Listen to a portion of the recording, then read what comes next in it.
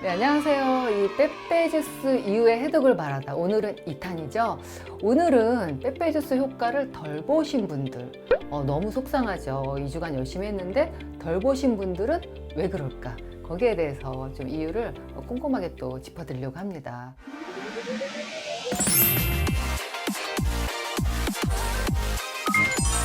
우리가 제가 이전 영상에서 말씀드린 것처럼 빼빼주스를 할 때 간해독은 1단계, 2단계를 해서 충분히 수용성으로 돼서 그 다음 장으로 넘어오거나 콩팥을 소변으로 배출되거나 대변으로 가거나 아니면 이제 우리가 호흡이나 땀으로도 배출될 수가 있는데요.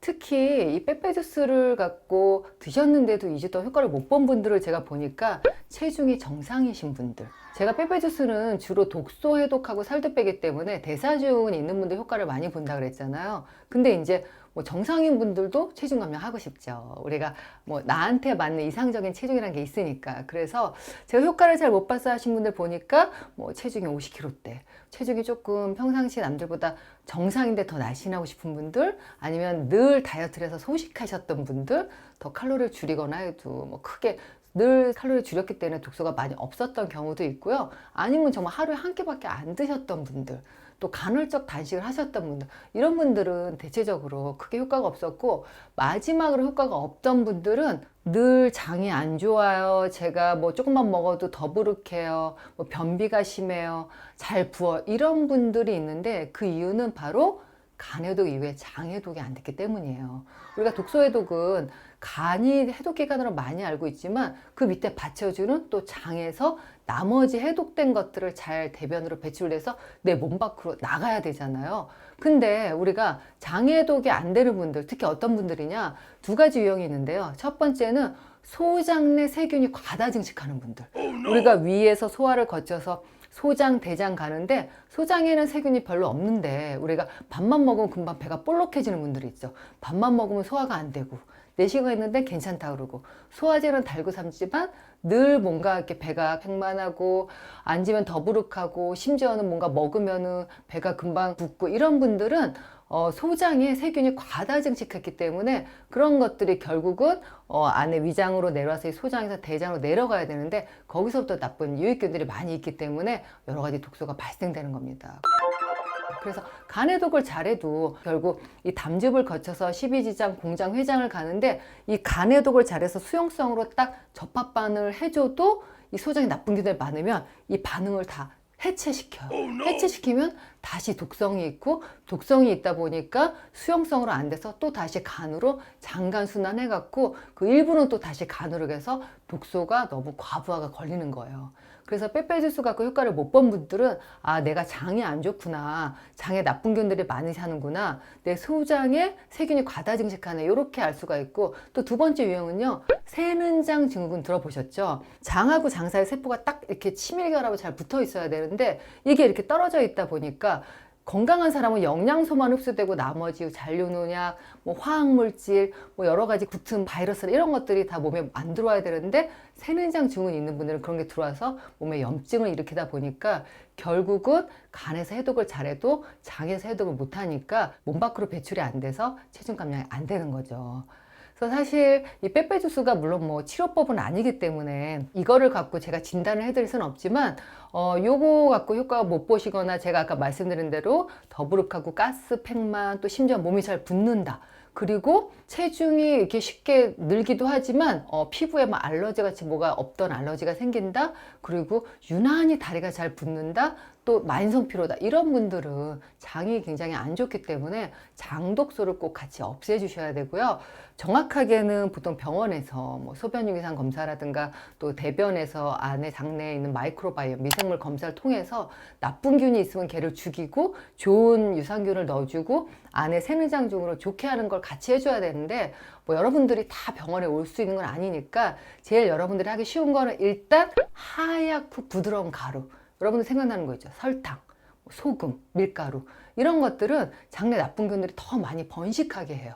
그래서 제대로 치료를 안 하더라도 일단 요 하얀 정말 부드러운 가루들은 꼭 피하고, 두 번째는 안에서 좋은 균들을 먹이는 결국 식이섬유거든요. 그래서 여러분들이 식이섬유를 잘 먹어줘야 되는데, 특히 장이 안 좋은 분들은 제가 이전에 포드맵 채소라고 가스 많이 발생하는 그런 채소들, 오히려 남들이 몸에 좋다는 양배추라든가 우리가 말하는 브로콜리, 뭐 콩 이런 것들 먹고 가스 찬다, 이거는 나한테 안 맞는 채소기도 하지만 내 장이 샌다고도 할 수 있어요. 그래서 그런 채소보다는 올해 양상추라든가 뭐 가지라든가 어쨌든 채소를 드셨을 때 나한테 편안한 채소를 드셔야 되고요. 또 이 새는 장 중으로 좋게 하는 영양제들이 있는데, 초유, 아연, 글루타민, 오메가3 이런 것들은 안에 새는 장 중으로 좀 좋게 하는 영양소이기 때문에 이런 영양제도 챙겨 드시면 좋습니다.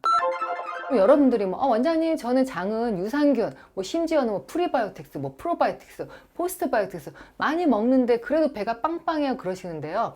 우리가 이렇게 흙탕물이 있는 컵이 있으면 여기에다가 좋은 맑은 물을 넣어도 시커멓잖아요. 그렇기 때문에 이 흙탕물을 한번 버리고 이 안에 있는 나쁜 균을 좀 다 제균하고 그 안에 여러분들이 좋아하는 유산균, 뭐 프리바이오틱 넣어주셔야 되는데, 나쁜 균이 많이 있으면 아무리 좋은 유산균을 많이 넣어도 장내 환경은 좋지 않으니까 이런 것들은 좀 적절하게 진단을 받고 치료를 꼭 하셔야 되고요. 또 이거 외에도 사실 우리가 독소라는 거는 이 장내 독소뿐만이 아니라 호흡으로도 나가고 우리가 결국 땀으로도 나가거든요. 근데 유난히 손발이 찬 분들, 이런 분들은 간하고 장을 해독한다 그래도 독소 배출이 잘 안 되기 때문에 여러분들이 뭐 반신욕이라든가 뭐 족욕이라든가 아니면 요즘같이 좀 이렇게 좀 날씨가 더울 때는 뭐 차가운 물로 샤워했다가 뜨거운 물로 했다가 이렇게 해서 온냉 스파, 따뜻한 물, 찬물 같이 하는 것도 도움이 됩니다. 그래서 몸을 좀 36.5도로 잘 유지해서, 우리가 현대인들이 의외로 36도 안 되는 분들이 있어요. 제가 늘 해독이 안 되는 분들 보면 뭐 35.8도, 뭐 35.9도 이런 식으로 온도가 낮은 분들은 이렇게 반신욕이나 족욕을 활용하는 것도 해독에 되게 좋은 방법이고요. 또 해독이 안 되는 분들은 이 호흡으로도 우리가 독소가 배출될 수 있는데 호흡이 되게 짧으세요. 그래서 이런 분들은 하루에 조금 의식적으로 하루에 한 10분씩이라도 복식호흡을 하시는데, 복식호흡 여러분들 많이 알잖아요. 배를 좀 빵빵하게 해서 호흡을 하고 이렇게 들이마시는데, 들이마실 때는 한 1, 2초 정도 이렇게 하고 하나 둘 들이마셨다가 1초 참고 내쉬는 쉼은 오히려 한 1, 2, 3, 4에서 내쉴 때가 조금 더 길게, 그렇게 해서 복식호흡을 하는 것도 해독에 도움이 될 수 있습니다. 그리고 제가 물을 늘 한 1.5에서 2리터 마시라고 했는데, 결국은 독소 배출을 하려면 혈액이 원활해져야 되는데, 원장님 저 물 4리터 먹는데 요즘 뭐 해독도 안 되고 몸이 자꾸 부어요 이러는데, 물을 한 번에 드시는 게 아니고요. 가능하면 1시간에 나누어서, 아니면 물을 좀 따뜻하게 아니면 미지근하게 하거나 해서 물을 갖다 좀 씹어 먹는 느낌으로 천천히 이렇게 드셔야지 내 몸의 세포 속에 충분히 이 수분 섭취가 될 수 있습니다.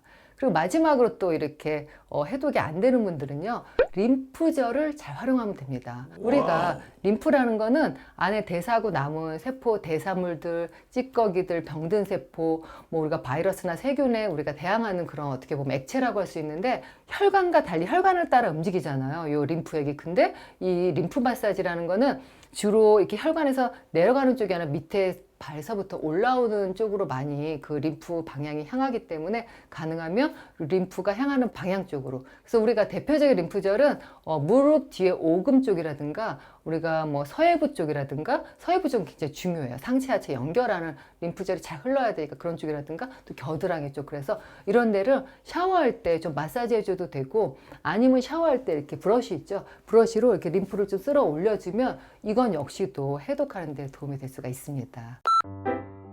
오늘은 빼빼주스 이후에 해독을 받아 2편으로 효과를 잘 못 봤던 분들이 장 쪽이 문제였다, 요거를 좀 알려드리고 싶었고, 그 이후에도 다른 해독을 더 상승시키는 방법들, 온도를 충분히 올리게끔 반신욕이라든가 수분 섭취 충분히 하고 복식호흡, 그리고 림프 마사지 등을 알려드렸고요. 결국 해독이라는 거는 내 생활 습관으로 잘 할 수 있는 것들을 꾸준히 하시면 좋고, 또 이것과 더불어 중요한 게 충분한 휴식이죠. 우리가 해독을 하다 보면 몸이 스르르 피곤할 수가 있는데, 그거는 쉬어주라는 몸의 신호이기 때문에 충분히 잠도 자고 수분 섭취도 잘하면서 건강한 몸 만드셔야겠습니다. 감사합니다.